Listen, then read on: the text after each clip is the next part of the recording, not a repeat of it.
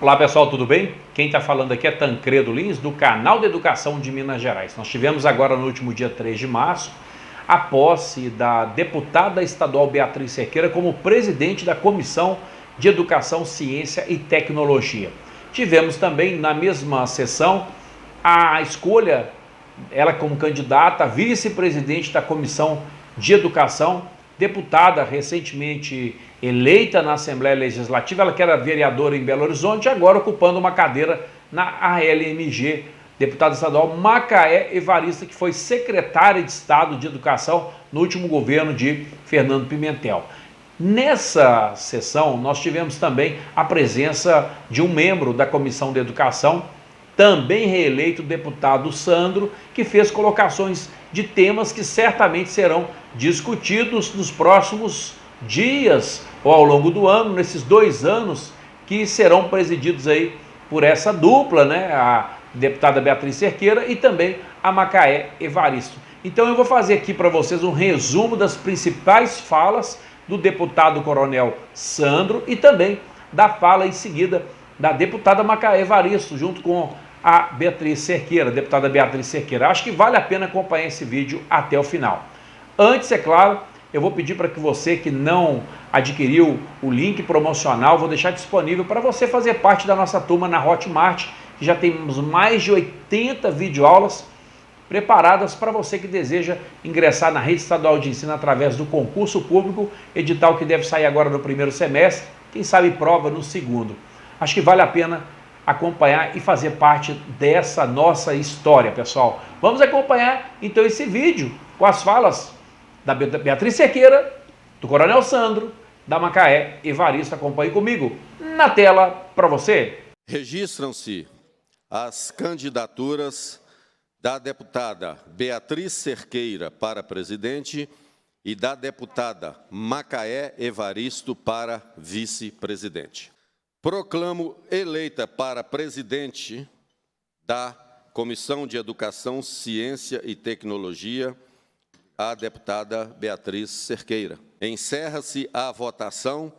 Proclamo eleita para vice-presidente da Comissão de Educação, Ciência e Tecnologia a deputada Macaé Evaristo. Hoje nós temos um número muito grande de vandalismo e destruição do patrimônio público nas nossas escolas, que muitas vezes também não são muito bem protegidas e vigiadas. Escola sem partido. Na verdade, o que a gente quer com essa escola sem partido? Nós queremos é que o professor, dentro do educandário, ele se restrinja a cumprir a sua obrigação, o seu dever. Escola sem partido não é feito para censurar ninguém, muito menos o professor, ao contrário. O professor e qualquer cidadão brasileiro tem liberdade de expressão, pelo menos eu acredito nisso ainda, porque está na Constituição, né? Embora alguns fatos dos últimos tempos aí venham me contrariando.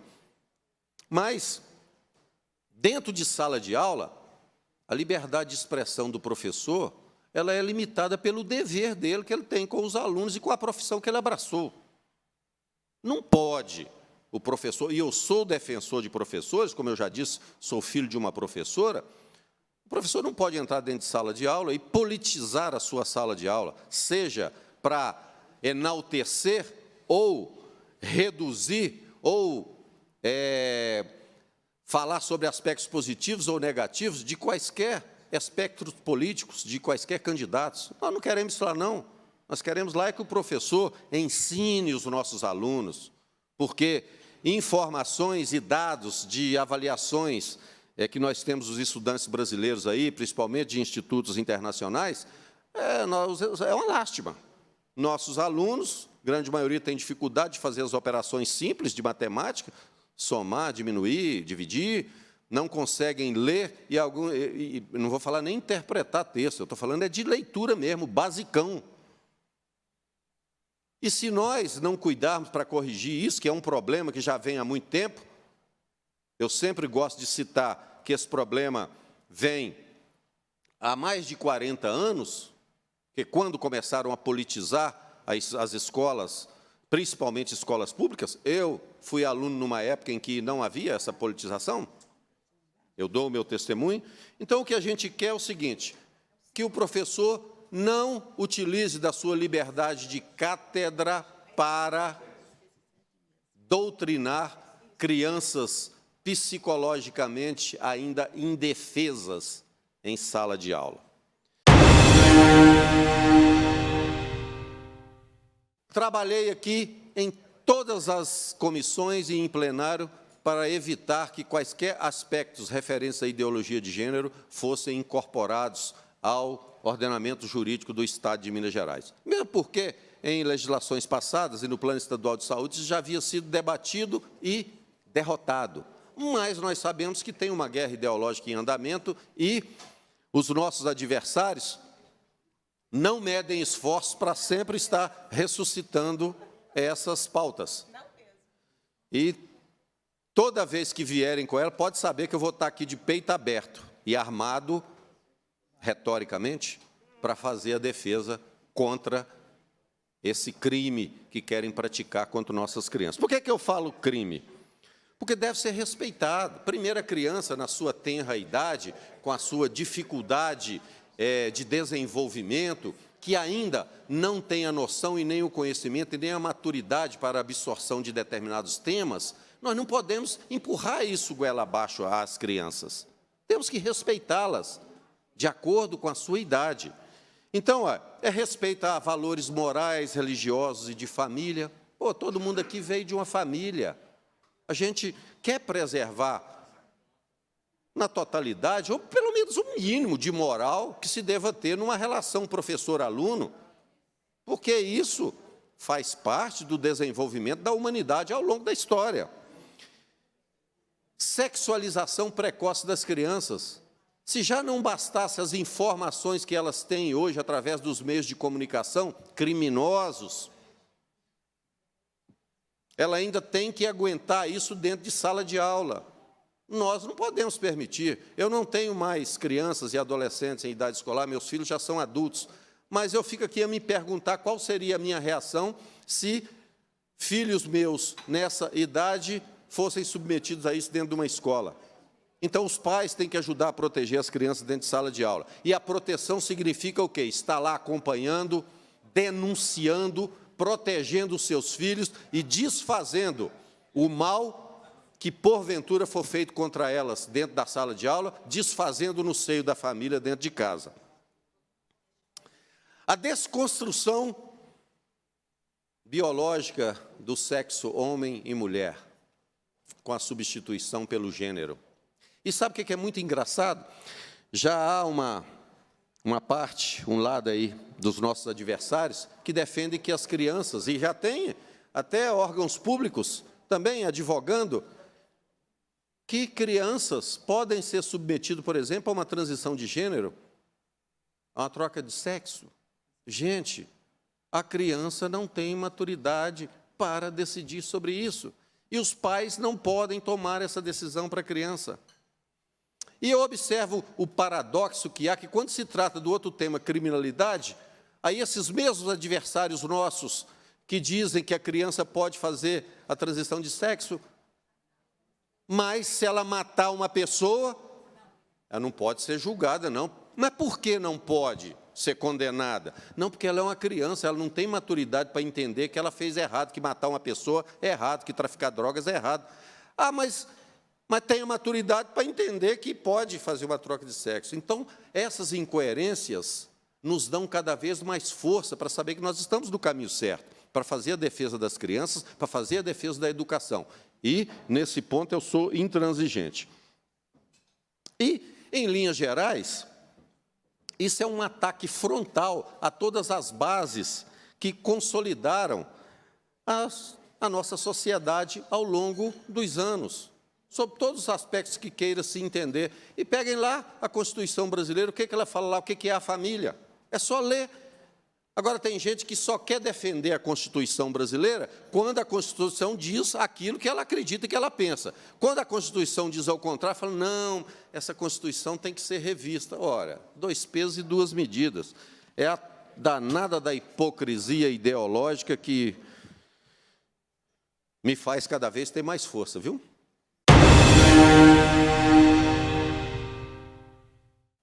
Nós somos favoráveis à inclusão.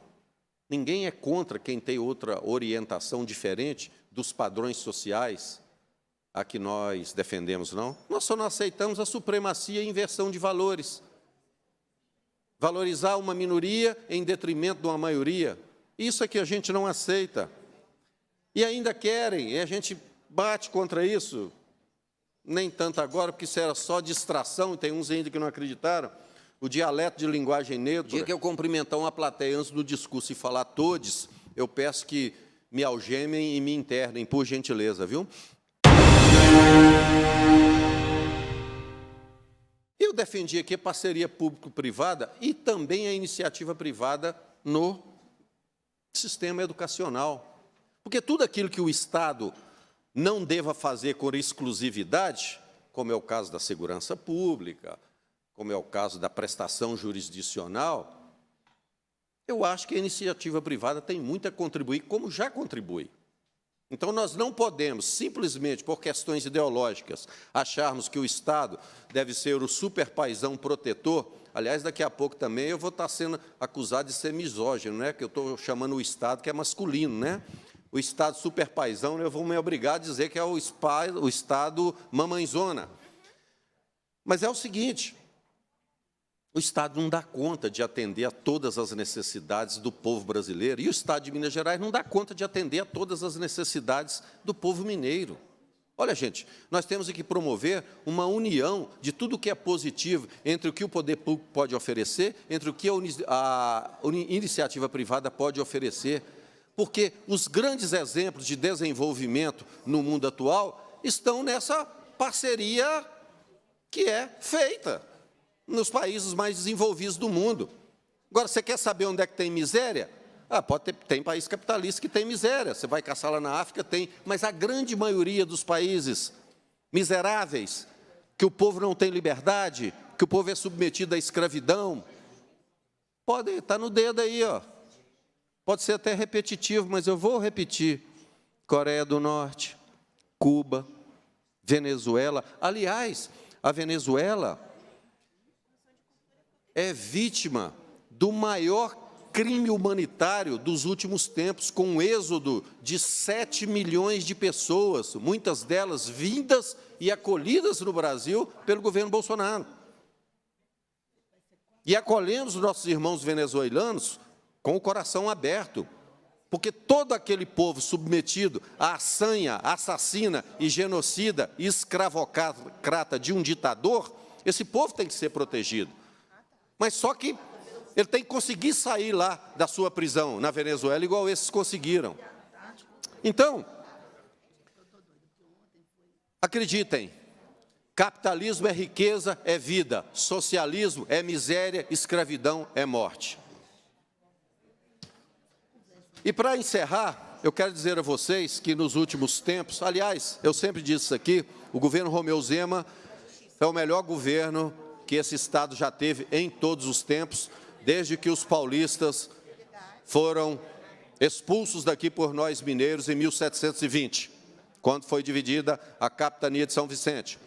O governador Romeu Zema governou esse Estado com uma Assembleia altamente hostil, com uma oposição muito raivosa, não, eu não vou dizer competente, mas o papel da oposição é ser oposição. Igual eu já repeti uma vez aqui, não há como servir a dois senhores. O combo é fechado. Oposição é oposição, governo é governo. Não é isso, deputada? A regra é clara, né? Então é o seguinte, e a despeito disso tudo, esse governador passou um governo realizando, recuperando o Estado, porque aqui devem ter funcionários da educação, professores, ou é quem está ouvindo aí pela TV Assembleia. Você se lembra que o governo anterior ao governo Zema, né, o governo do Fernando Pimentel, ele atrasava salário, ele não pagava. Ele capturou os precatórios para cobrir despesa do Estado. Ele foi indiciado, processado na Operação Acrônimo. Ele empanturrou a CEMIG da companheirada, tudo gastando o dinheiro do Estado de Minas Gerais, que deveria ser utilizado para a educação, para a saúde, para a segurança, para a infraestrutura, gastando para sustentar um sistema de poder que havia sido derrotado em nível federal. Então, assim, o governador Romeu Zema só está de parabéns, viu? E pode sempre contar comigo aqui na defesa do seu governo, e vamos juntos, vamos mudar essa estrutura da Secretaria de Educação, porque a Comissão de Educação eu não tenho muita esperança. Estarei aqui combatendo aquilo que eu acredito, sempre, e dizendo que, diferente dos próximos 4 anos, eu espero que essa comissão não continue sendo um puxadinho do Sindiúti e da CUT. Dito isto, presidente, parabéns pela sua presidência, pelo seu aniversário, e a todos os deputados que hoje fazem parte da Comissão de Ciência, de Educação, Ciência e Tecnologia, sejam bem-vindos, façam um ótimo trabalho e que todos nós sejamos abençoados por Deus nessa nova tarefa. Declaro empossada como presidente da Comissão de Educação, Ciência e Tecnologia da Assembleia Legislativa de Minas Gerais, a deputada Beatriz Cerqueira, a quem passo a direção dos trabalhos para os próximos 2 anos. Agradecer ao deputado Sandro pela condução dos trabalhos. Então, bom dia a todos que acompanham os nossos trabalhos. É um dia de celebração, não é? E nós vamos conduzir esse momento exatamente nessa perspectiva de celebrar essa importante conquista das comunidades escolares, dos profissionais da educação, de todas, todos que defendem uma escola pública de qualidade.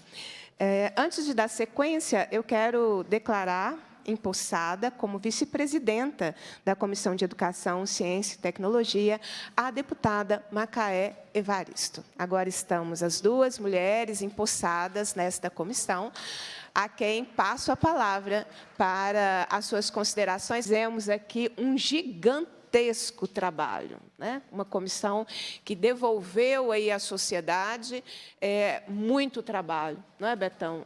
Os dados aqui da casa mostram que foi a comissão com maior atividades da Assembleia Legislativa na última legislatura. Me lembro dos últimos dados que eu tive acesso, só a Comissão de Educação, Ciência e Tecnologia, sozinha. Nós somos 22 comissões permanentes na casa, além de CPI, comissões extraordinárias. A Comissão de Educação, Ciência e Tecnologia, sozinha, foi responsável por 17% de todas as atividades da Assembleia Legislativa. Não foi por pouca coisa. Nós estivemos presentes onde era importante.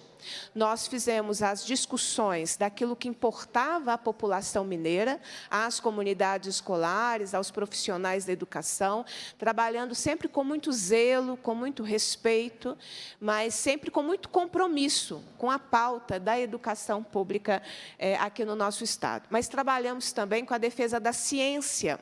Naquele momento em que nós tínhamos pessoas que incentivavam a política da morte, o ataque à ciência, a Comissão de Educação, Ciência e Tecnologia da Assembleia assumiu um importante protagonismo. Me lembro que no primeiro ano, nosso, Betão, na comissão, nós já havíamos produzido mais na pauta de ciência, pesquisa e tecnologia do que toda a legislatura anterior a gente. Então, esta é uma comissão que trabalha pra caramba, é uma comissão que não foge a nenhum debate, né? Nós debatemos tudo aquilo que é importante para a sociedade, aquilo que não é importante, às vezes, também a gente tem que debater, porque a gente debate conteúdo. Acho que essa é uma questão que nos diferenciou conversou, Betão, na legislatura passada, aqui na comissão. A gente sempre debateu o conteúdo, uma comissão que sempre funcionou, com 1, 2, às vezes 3 atividades por semana. Não quero dizer que a gente tem que fazer tudo isso sempre, né, mas é uma comissão que sempre trabalhou muito em respeito à população mineira, que vê no parlamento um lugar importante da discussão das coisas que são importantes para ela. Não é? A gente foi aprendendo, ao longo da legislatura também, a não dar uma importância maior do que tem a pautas que são de bolhas, né? Que servem para engajamento de rede social. Esta não é uma comissão de engajamento de rede social que alimenta a bolha das pessoas. É uma comissão que discute aquilo que é importante para a vida da população mineira e que vai contribuir nas discussões nacionais. Nós sabemos que o período anterior, nós vivemos um tempo de desmonte da política educacional, de ataques ao direito à educação, de desconstrução de toda uma agenda do direito à educação, que nós trabalhamos e lutamos praticamente ao longo de todo o século XX. O nosso país, infelizmente, é um país que muito pouco fez e reconheceu para a maioria da sua população. E aqui eu quero destacar a total ausência de políticas educacionais ao longo do século XX para garantir o direito à educação para todos. Quero destacar que a República Brasileira se instituiu deixando de fora a população negra, as populações indígenas, as mulheres, que a nossa primeira Constituição da República Brasileira proibia do acesso à educação às infâncias negras e relegava a população negra o acesso à educação, já na vida adulta, somente se o professor o aceitasse em sala de aula. Isso nos deixou um legado nefasto de garantia do direito à educação e da emancipação. Associando a negação do direito à educação, a negação do direito à terra, a negação do direito ao trabalho decente, nós temos o quadro que a gente vive hoje, que é um quadro ainda perverso para uma grande parte da população brasileira. Por isso, essa comissão de educação tem uma tarefa importantíssima, e eu quero dizer da minha alegria de poder participar, de ser aqui a vice-presidenta e poder contribuir com a reconstrução da agenda educacional no país. Não porque a gente tem uma aliança aqui no Estado de Minas Gerais, deputada Beatriz, porque, infelizmente, o governo de Minas Gerais se alia ao que tem de pior na política do governo anterior, no âmbito federal. Porque também não defende a escola pública, porque também flerta fortemente com a privatização e quer entregar escolas públicas para a gestão de organizações privadas, porque deixou léu escolas indígenas, escolas quilombolas, deixou ao léu os estudantes das periferias no período da pandemia, porque não produziu uma política de inclusão digital para as crianças e adolescentes das nossas periferias, do campo, um governo que não se compromete com o conjunto da população e, como não se compromete com o direito à educação, não se compromete também com os trabalhadores e com as trabalhadoras. Então, a nossa tarefa é grande. A gente tem boas notícias no cenário nacional. Nós tivemos no Ministério da Educação a reconstrução da Secretaria de Educação Continuada, Alfabetização, Diversidade e Inclusão. Significa, né, que a gente tem horizonte de novos investimentos para a educação de jovens e adultos, para a escolarização das crianças com deficiência, para a educação escolar quilombola, de políticas de elevação de escolaridade para a juventude, eu vou dizer aqui, da juventude negra e favelada, que tem vivido, sob o governo Zema, um flagelo de não encontrar vagas próximo das suas residências. E também não tem nenhuma política de passe livre para garantir que o estudante possa acessar a sala de aula. A gente tem muito trabalho pela frente, mas eu sei também que essa comissão não foge à luta e não tem medo do trabalho. E trabalharemos muito para avançar na garantia do direito à educação para o conjunto da população do nosso Estado. E incidir, sim, sobre as políticas educacionais. Minas Gerais tem memória, tem experiência, tem trabalho árduo de inúmeros educadores, gestores escolares, comunidades escolares que, sob as piores condições, insistem e têm bons exemplos a dar para o conjunto da política educacional no nosso país. A gente quer, sim, nós queremos avançar aqui no debate da nefasta reforma do ensino médio. Precisamos pressionar, sim. Nós precisamos revogar essa reforma do ensino médio, que é perversa para a maioria dos estudantes brasileiros. Precisamos avançar numa agenda de educação infantil, de creche, porque é isso que as famílias pedem. Nós precisamos de creche em tempo integral para as nossas crianças. Nós precisamos de educação em tempo integral. É preciso investir na educação profissional, de qualidade, como nós temos aqui nos institutos federais. E precisamos também beber dessas experiências para avançar no ensino médio das nossas escolas públicas. Então, não há que se dizer que a gente não tem modelos, que a gente precisa ir nessa linha privatista da reforma do ensino médio, que só serve para encher os bolsos desses grandes conglomerados que querem vender seus sistemas apostilados e, portanto, destruir uma política fundamental, que é o Programa Nacional do Livro Didático, que, quando o governo Lula assumiu, a gente não tinha livro para o conjunto dos estudantes das nossas escolas públicas. Temos uma agenda extensa a ser trabalhada. E eu quero aqui deixar a certeza para todos que nos acompanham e também para a nossa presidenta da comissão, a nossa disposição de contribuir fortemente para o avanço da escola pública, em defesa da escola pública democrática, de qualidade,